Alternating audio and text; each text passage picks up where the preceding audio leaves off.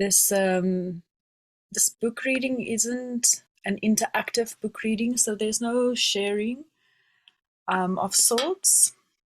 I'm just deeply welcoming you and for you to receive the story of the first Clan Mother. So the 13 original Clan Mother book consists of 13 stories. One for Talks of Relations, one for Wisdom Keeper, Weighs the Truth, Listening Woman, Storyteller, Loves All Things, She Who Heals, Setting Sun Woman, Weaves the Web, Walks Tall Woman, Gives Praise and Becomes Her Vision. These are the 13 stories. And ultimately, as much as these Clan Mothers are stories inside of this book and aspects according to the mythology of the grandmother moon, the grandmother earth, the feminine that has lived on earth as embodied women, so these aspects are also within inside of the very self, man and woman, the feminine aspects.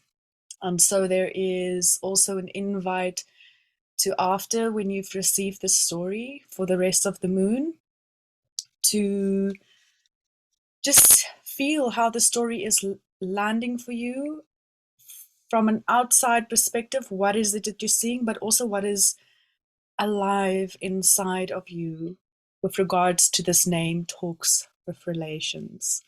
So my name is Chantal Daisel. I'm also known as Shanti Bluebird, and I've been reading. I picked up the book in 2015, and I've never put it down.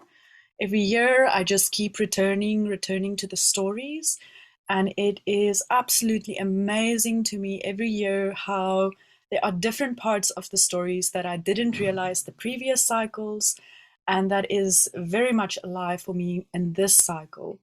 Because the teachings come through story, the symbolisms, the animals, the relationships, the colors, the things that is happening inside of the story always relates to us a little bit differently through each cycle, although the concept of Talks of Relations stays the same. So at the beginning of the book, before we actually find the stories, I hope that you can see, you kind of find these little write-ups of each clan mother. So I'll read the Talks of Relations piece, and then I will read the Talks of Relations story. You are invited to, during the listening of the story, you can approach it in 3 ways. You can either just lay back and relax and just receive the reading, or you can journal a little bit. Maybe there's some key words that you would like to write down as you are listening to the story. You can also draw a little bit, maybe there's an image that wants to come through. So if you feel like you want to get that ready for yourself, then you are very welcome as I read this first little piece for Talks with Relations. So Talks of Relations is the mother of nature. She's the first clan mother, and she comes first for a reason, because she teaches us how to communicate with more than just two-leggeds. There is this deepness that comes out with relationship, which is the clan mother's biggest medicine, is how to relate. So she's the mother of nature, the keeper of rhythm and the weather and the seasons, the guardian of the languages of the trees and the stones and the creatures, the maker of relatives, the keeper of Earth's needs, the mother of the planetary family. And she teaches us how to understand unspoken the languages of nature, the kinship with all life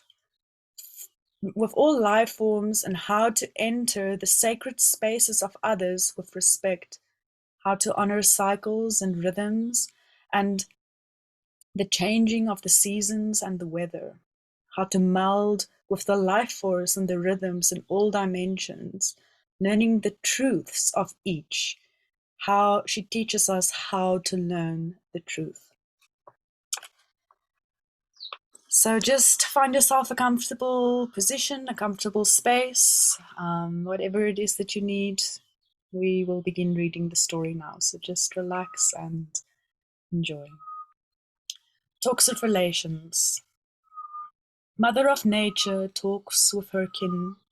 Stone, person, wildflower, and wolf are her friend.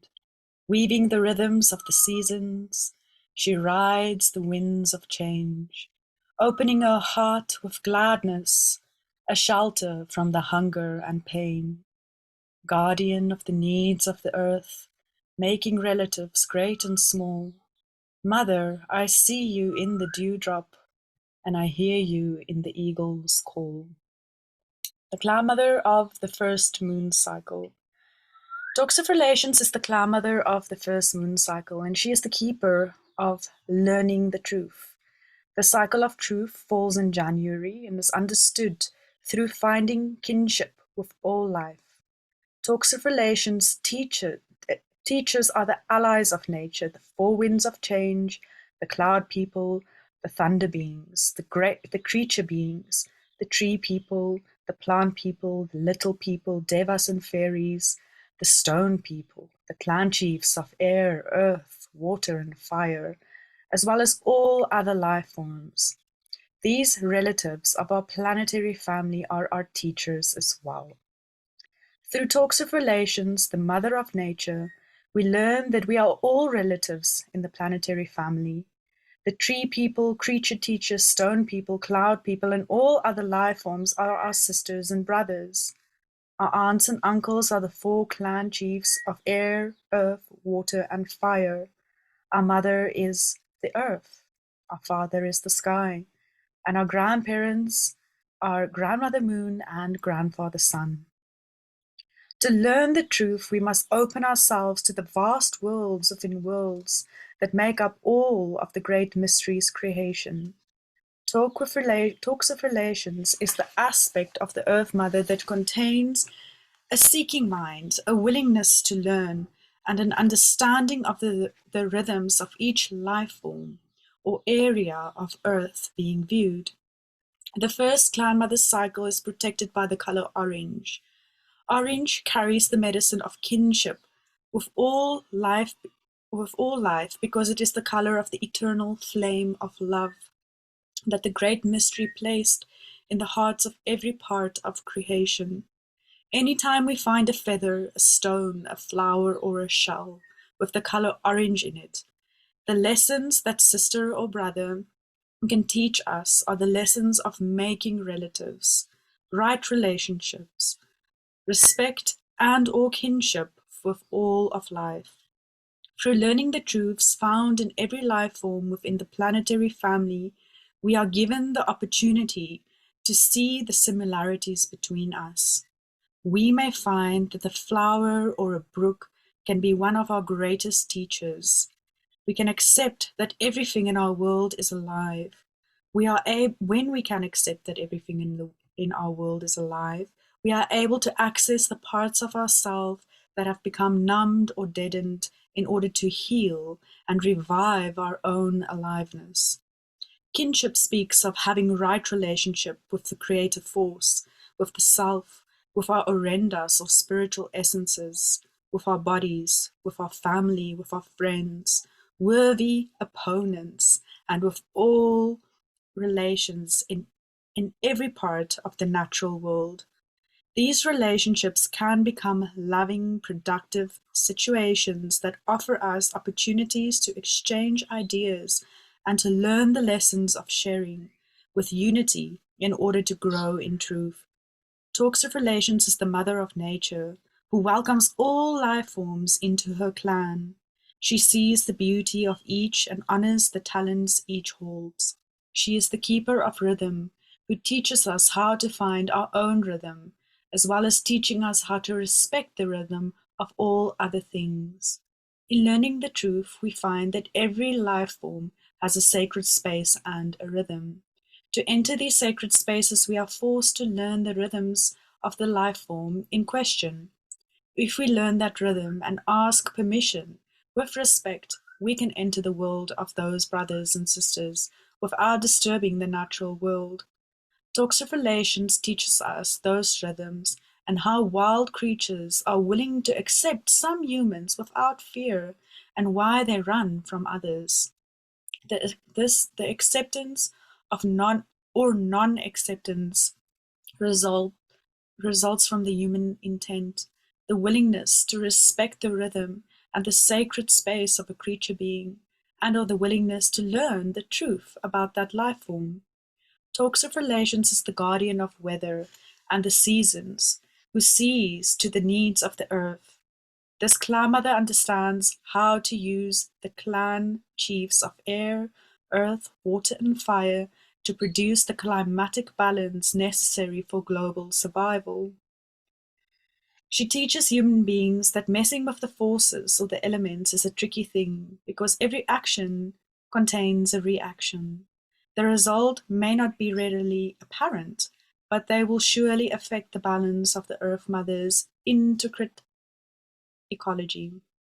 If a human being is going to call for water as a rain medicine person, that human had best be mindful of the amount of soil that can handle and how the rain will affect the life forms downstream.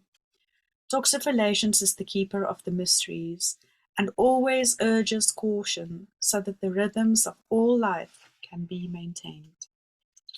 The making of relatives. Talks of Relations marveled at the luxurious green of the Earth Mother's verdant forests and valleys. The great ice mountains had not yet travelled this far south, and so parts of the only landmass, Turtle Island, were given a short reprieve. Life was teeming amid the nooks and crannies of every inch of the sunlit soil and plant grove that spread before her. She stretched and raised her arms to the light of Grandfather Sun. "Oh, what a pleasure it is to be alive," she whispered to herself. Just then a movement, sly and barely perceptible, caught her attention. She slowed her breathing and squatted low in the sprawling branches of wild irises and tall cattails at her feet. Not daring to make a sound, she stilled herself until her body gave off no perceivable rhythm of its own. She did not want to disturb the natural occupants of this forest glen or to keep them from their daily routines, which would eventually bring them to the brook that ran far to the left of her hiding place. She was content to wait and see if the creature that had created the rustle in the undergrowth would show itself. It was not long until a tiny red fox peeked around a boulder resting at the side of the bubbling brook and dashed for the water's edge, took a quick drink, and then dashed back to safety. After deciding it must be safe, despite the strange smell that wafted in and out of the changing breeze, the fox returned. As the little fellow drank from the stream, he occasionally peered around to assure himself that his senses was not fooling him into complacency. Suddenly he was so startled that he became paralyzed when he found himself looking into the kindest eyes he had ever seen. The eyes seemed to be attached to a two-legged. "Greetings, Brother Fox," Talks of Relations said gently. "I trust that I did not frighten you." Fox forgot himself and replied spontaneously, "I thought I was the one who was the expert at the art of camouflage. You ought to be a fox and not a two-legged. How did you do it?" "Oh, you don't have to answer that, I already know, because I do it myself." "Well, Fox, it may surprise you to know that I have walked the earth for many suns and many sleeps, getting to know all my relations," she replied. "It is important for me to learn the way of all my children because I am the mother of nature, and I must learn the needs of every creature teacher, plant person and stone person, so I may serve my family in a good way." Fox looked at Talks of Relations and saw that she was telling the truth. He began to wonder how this beautiful and generous two-legged had happened to choose him to talk to, but he was afraid to ask. He was taken aback when her laughter filled the glen with the most melodic song-like sound he had ever heard. "Oh, Fox," he said, "you are a master of invisibility, but you have forgotten to mask your thoughts.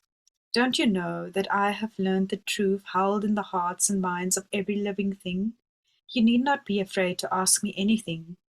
Grouse taught me how to enter the sacred spiral of rhythm in order to be in harmony with all my children.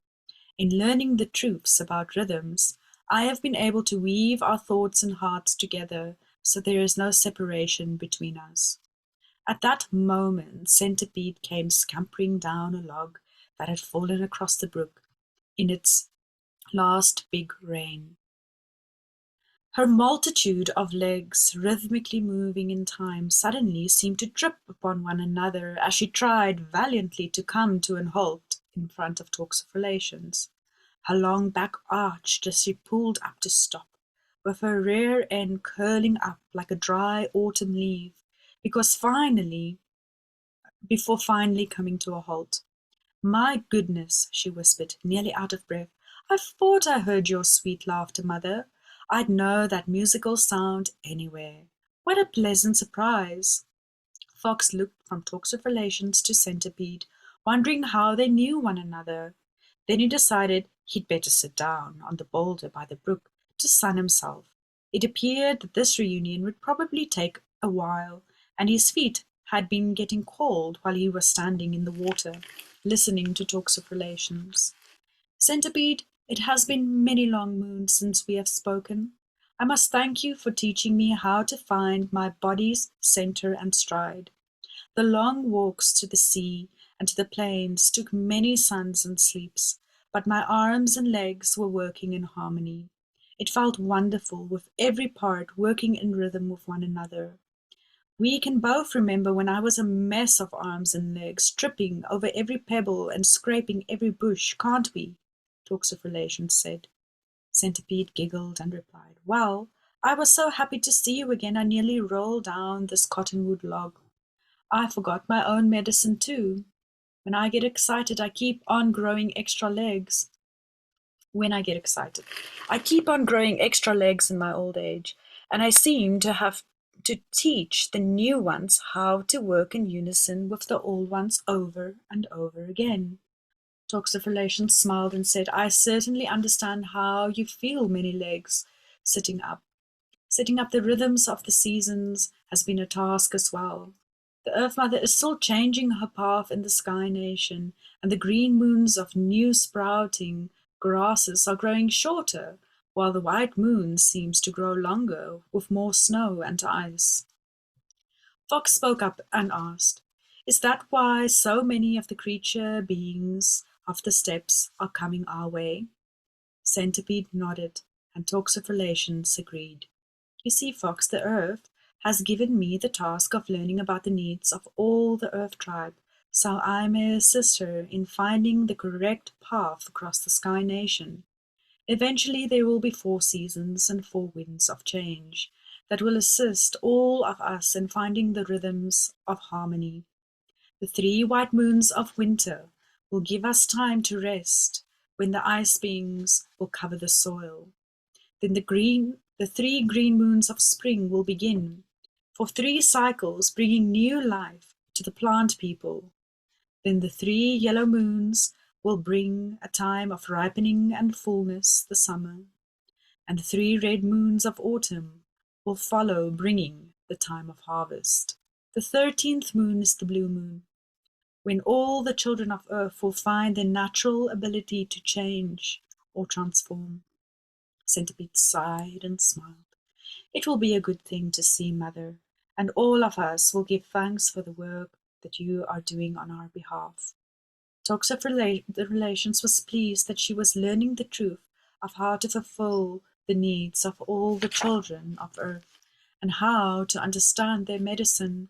Life was good, and each new day brought new lessons to be learned, new truths to explore, new rhythms to add to the whole. She was discovering that she made every living thing her relative when she entered the flow of each relation's rhythm and listened into the inner drum of the heartbeats of each. Her mind flew to the memory of how she had first learned that lesson. As grandfather Sunlight sent warm orange beams through her closed eyelids, she drifted to that long ago moon and saw Swan drifting across the high mountain lake. That sun had been unusually warm. Talks of relations. So this is a memory that she's having. This sun had been unusually warm. Talks of relations had been speaking with Blue Jay, who was teaching her the medicines and talents of the standing people. Blue Jay was not talking for the trees because the standing people could talk. Talks of relations had asked Blue Jay to come with her because his medicine was using intuition to speak the truth. And in those early days, she was just learning how to use her human body to sense things. Being a little unsure of her new skills, she had asked Blue Jay to accompany her. For hours, the two friends had sat with the standing people, listening as the wind chiefs gently blew through the limbs of the trees, bringing the voices to life. Talks of relations at first experienced human frustration during that sun. She was able to understand the medicine of Aspen, who was the seer and carried observer medicine. Because her own eyes could see the eye-like forms in Aspen's trunk, every place a branch had disconnected and fallen. She was able to feel the medicine of inner peace when she sat with her back against Pine's sturdy trunk. She felt Dogwood's medicine of balance when she saw the blossoms, which formed the four directions of the sacred hoop. But her intuition was failing her in hearing and understanding the language of these standing relations. Blue Jay was very kind to talk with relations and called for a break in the lessons. He could see that her frustration was bringing her close to tears. How very human she is, and yet how very inhuman in her willingness to treat all things with such respect, he thought to himself. I'm not afraid to speak the truth to her because she wants to learn the truth more than anything else.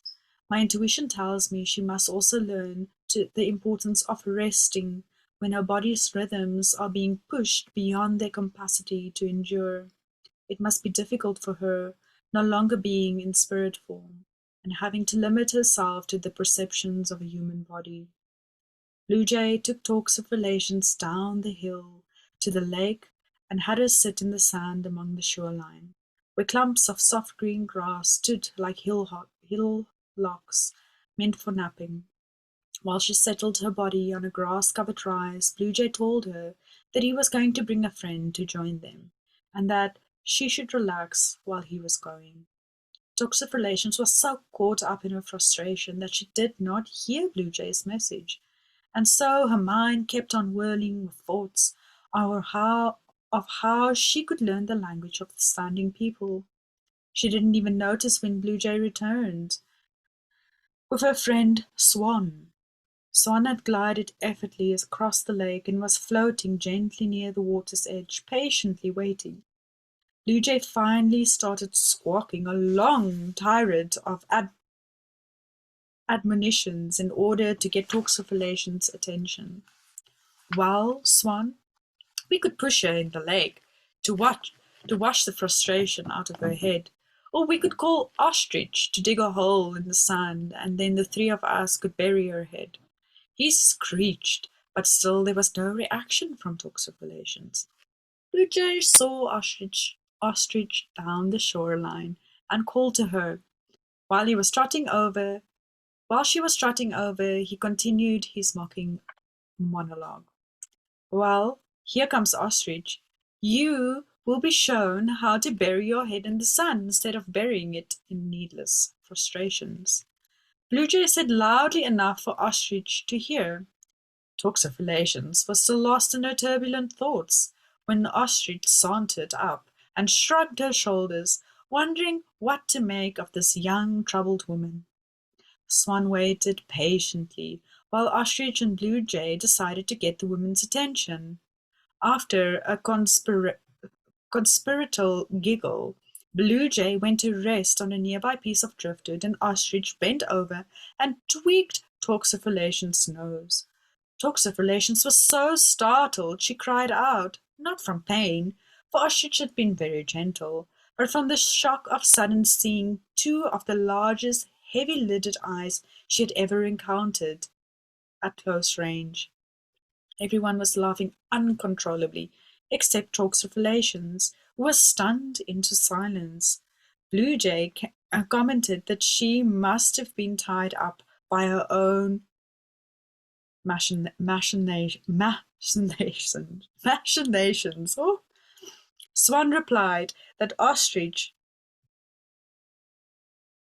whose medicine was how to interact with others through communication, could lend a helping wing now that she had Toxophalation's attention. Each comment brought further peals of laughter until the young woman saw the ridiculousness of the situation and joined in herself. In between rolling waves of laughter, Ostrich explained to Toxophalations that when others were not communicating clearly or interacting in a way that would include everyone, Ostrich also had the tendency to bury her head. When even one person was excluded from a group, Ostrich would imitate those refusing to listen to everyone's ideas by burying her head in the sand until someone noticed. They usually noticed when they were confronted with Ostrich's rear end sticking in the air, giving them the idea of what she thought of them. In the present situation, Ostrich had not needed to bury her head because Toxophalations had already buried her own head in her own frustrations. The laughter definitely changed the mood of the afternoon, and Toxophalations was now refreshed and paying attention instead of wondering why human limitations seemed to curtail her natural ability to simply know. She was learning the lessons of how to use human senses, and the laughter felt good as it rolled from her lips and made her belly jiggle.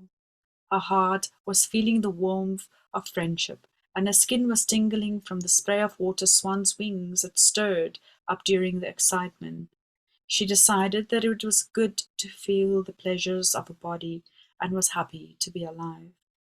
Ostrich and Blue Jay watched silently as Swan spoke to Toxophalations in a soothing way, gently sliding across the glassy water, creating another change in the mood. You see how my body curves and my neck slopes and undulates when I move across the water? She asked. Toxophalations nodded in agreement as Swan continued. The water spirits do not resist the movement of my body. They assist me in feeling the flow of the currents as well as my own. Watch me glide into the lake and watch the gracefulness of my neck as I show you the water dance. Toxophalation's body began to be lulled into the same rhythms as Swan's as she watched. It seems as if a small breeze had brought the lapping waves of the water spirits into Toxophalation's body. She began to drift and dream as the hypnotic movements of Swan's body taught her to surrender. When she awoke, she understood how she could learn the languages of all living things. She could do more than observe and feel from her own viewpoint. She had learned how to surrender her own sacred space and sacred point of view, how to ask permission, and when it was received, how to enter the sacred space of another and to learn their language. She was excited as she relayed her Dreamtime experience to Swan, Blue Jay, and Ostrich. In her dream, she had flown with Falcon and learned his medicine of hunting for solutions. Falcon had taken her deep into the jungles of Turtle Island and had shown her the streaming green realms of dense vegetation. There the Earth Mother mirrored the steam and smoky human confusion and frustration. Together they had flown through a foggy confusion of the dream until she could see clearly. The snow sparkled on the faraway peaks as they had viewed the mountain tops of the jungle below. where the great apes lived among the highlands and dense growth. Gorilla was the wordless storyteller who acted out and mimicked until the observer could see the solutions or points of the story for herself or himself. In the dream talks of relations, watched Gorilla while she circled with Falcon, seeing the mime from all directions. It was not long before Gorilla's strong medicine of communication and teaching, through action, had brought understanding to Talks of Relations' heart. His movements had been funny at first until she had understood how he was teaching the others of the tribe to accomplish a given task.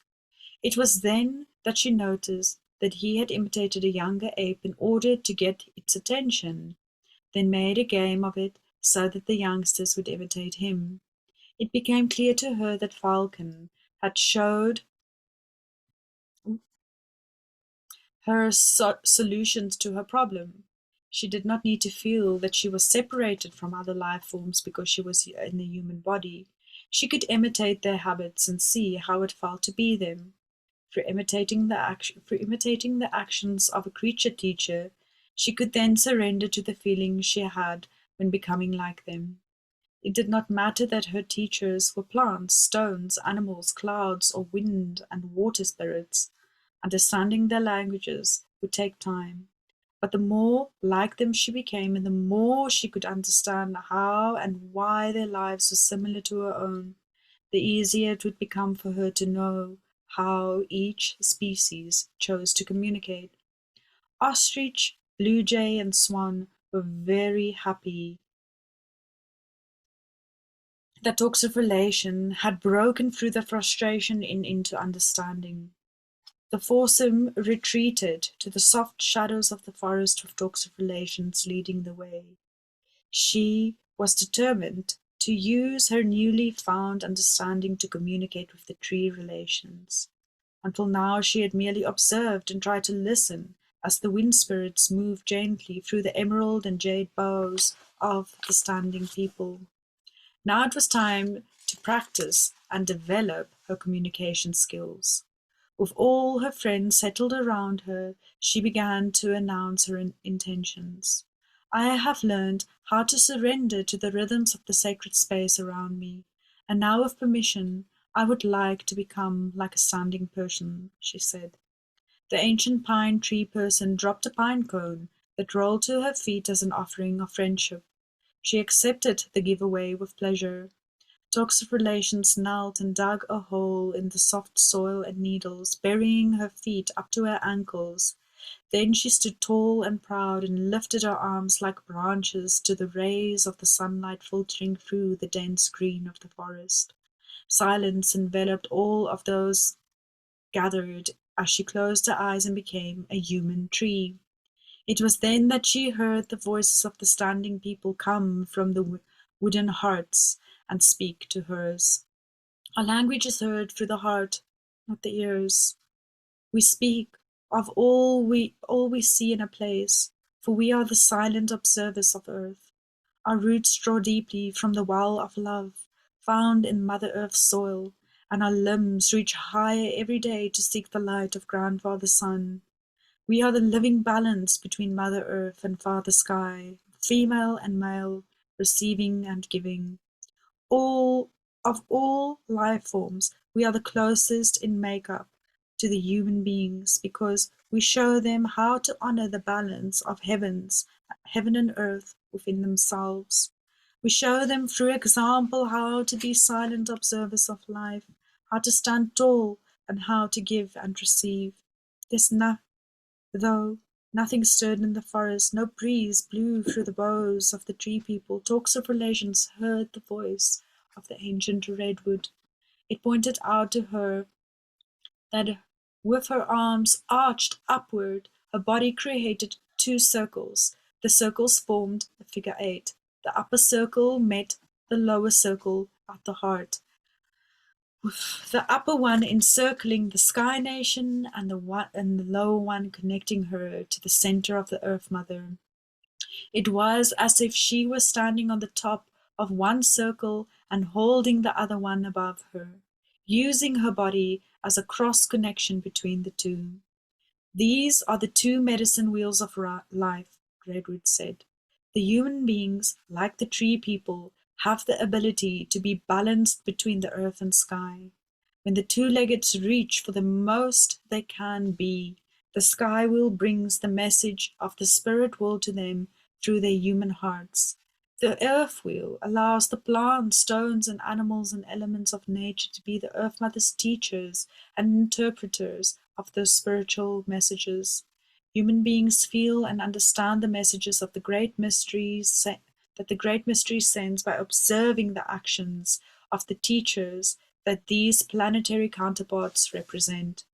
Meeting in the heart, both medicine wheels show that heaven and earth, the spiritual and the tangible, are equal and are one. You see, dogs of relations, the only true limitation of being human, comes when the heart is closed. When the heart is open, all creation can be accessed and understood.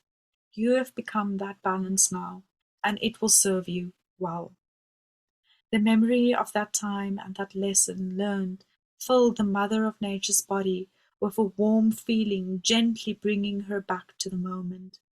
The orange glow that had reflected Grandfather Sun's light on her eyelids had changed to a deeper salmon color, signaling that the sun was nearly at its end. She could hear the trout jumping for flies in the melodious brook. She could smell the first wafts of night-blooming jasmine, and she tasted the moisture that was collecting on the stones of the water's edge.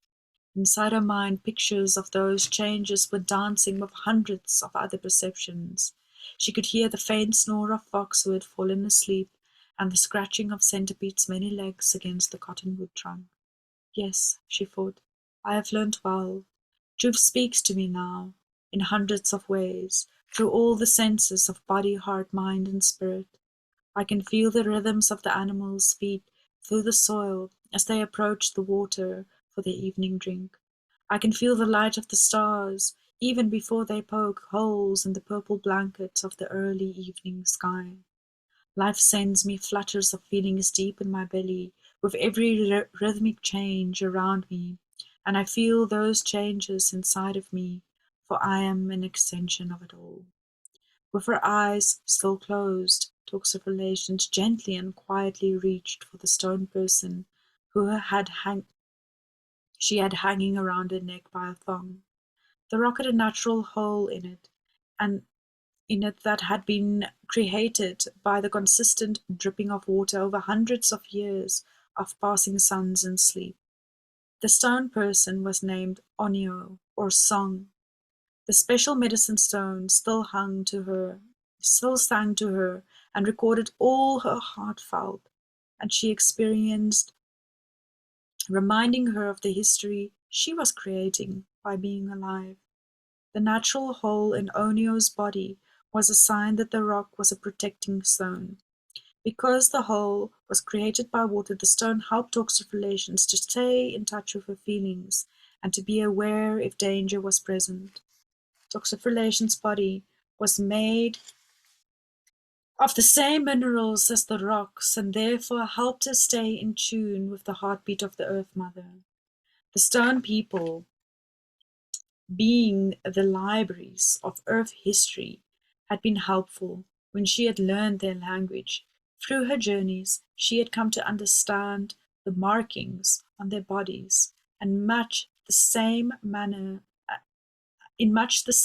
she had learned the language of the standing people. Through the stone people, she had come to understand that all forces in nature have cycles, and that these cycles are present in the growth of all things. She had been able to review the history of all that had happened on Earth, and she was shown that the natural evolution of all life forms as the stones had recorded it. The Shell cousins from the sea had taught her to listen to the rhythms of the tides in her own body's cycle. The cloud people had shown her the faces and forms of all things in the natural world. When one of the various children of earth was in danger, the face of the one would that called for help would take the form in a cloud. The clan chief of air, earth, water, and fire had blended and separated in her presence to teach her the spontaneous forces of creation found in nature. With this knowing system firmly rooted in her heart, Talks of Relations was able to command the weather, bringing life-giving waters or new lava flows to maintain balance needed on the planet. Learning the truth is a continuous adventure and brings with it a constant source of fulfillment. She mused, I have been blessed with a hunger to learn, the joy of discovery and the desire to serve my kin. I have learned the languages of every part of Earth Tribe. Each day I discover the caring and compassion that allows me to learn more of life. Life creates more life, and so I will continue to celebrate the lessons I have learned in order to share them with all my children forever. Talks of Relations opened her eyes and saw the day had quietly passed the pipe to night. The starry medicine bowl of the sky had produced a quarter moon, and the nocturnal animals were stirring. Centipede and fox had faithfully waited for Talks of Relations to return from entering the silence, not moving an inch from their former places. Grandmother Moon's blue-silver light played on the crests of the water that flowed across the rounded stones of the creek bed where the water spirits murmured their evening travelling song. When Talks of Relations spoke to her friend, she whispered, I am pleased that you waited for me.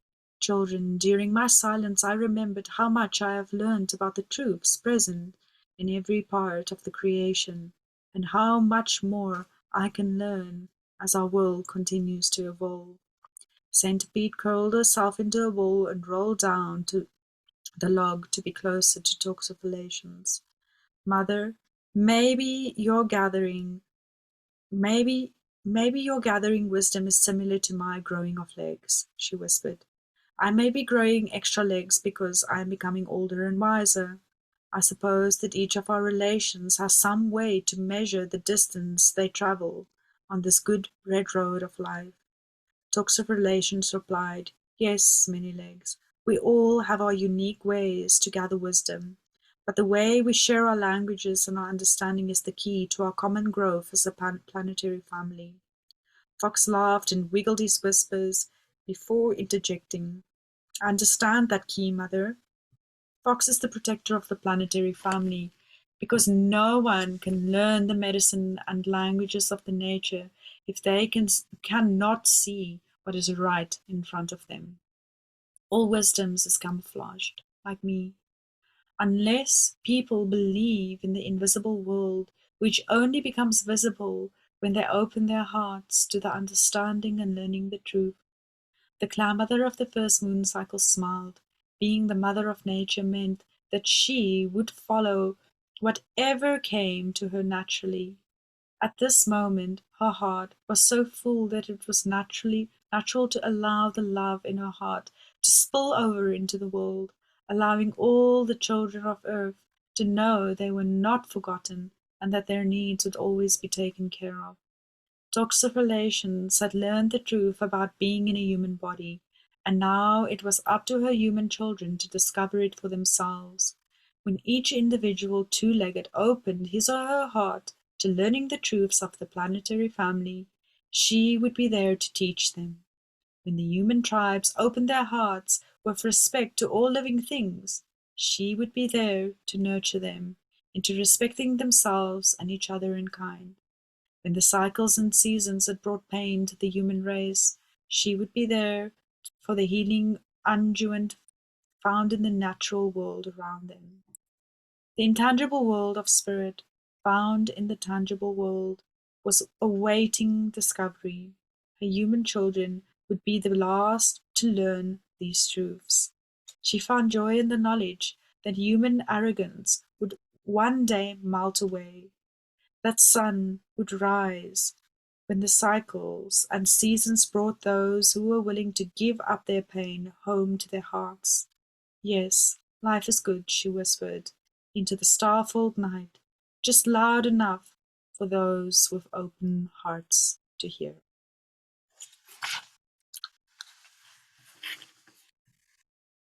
And that is our story with talks of relations. In there is just something, the book is quite a puzzle. And one of the things to know is that the Cloud Mothers were never born. The mythology says that they were created by Grandmother Moon and Grandmother Earth to embody these 13 aspects of the feminine. And each of them had to go through a learning curve as well as transmit what they have learned into the human hearts. So I invite you for this moon ahead until the next full moon to see how Talks of Relations comes up for you in this month. There is another book by Jamie Sams, who wrote the 13 original Cloud Mothers, called Earth Medicine. And it has daily readings inside of it that you can have a daily reading for each Cloud Mother. There's 28 times 13 readings.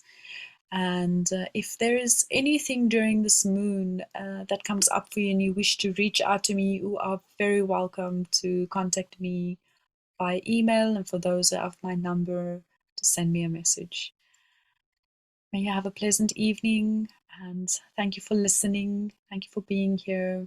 May Talks of Relations be with you throughout this moon. Thank you. Bye, liefde.